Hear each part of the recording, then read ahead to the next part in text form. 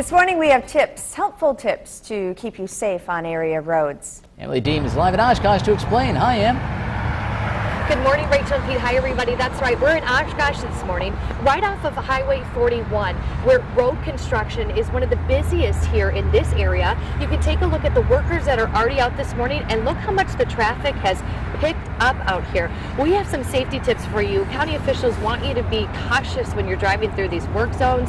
Ernie Winters is here with me, the Winnebago County Highway Commissioner. Ernie, good morning to you. Good morning, Emily. Let's talk first and foremost about the fatal crashes that have happened over the past 10 years in Wisconsin in work zones. Yeah, unfortunately, there have been quite a few. There have been, I believe, about 117 fatalities in work zones in the last 10 years.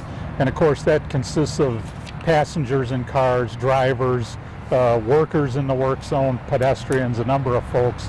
And then in the last 10 years, in those 117, there have been 9 fatal accidents that involved either highway workers or construction workers while working in the work zone.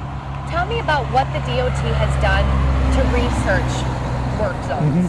Well, a number of years ago, Emily, they started kind of a task force, and it still continues today. It's made up of folks from UW Engineering, Campus of Engineering in Madison, and DOT staff, and they work on doing analysis and research on safer ways to design work zones, safer tools and mechanisms that can be used in the work zones, and then also they analyze the accidents to try to see why they occurred, what can we do differently, and how can drivers hopefully behave differently. Ernie, show me the poster you have in your hands that really speaks volumes. Explain this poster. This is a poster. DOT typically does a different poster every year, and it basically says,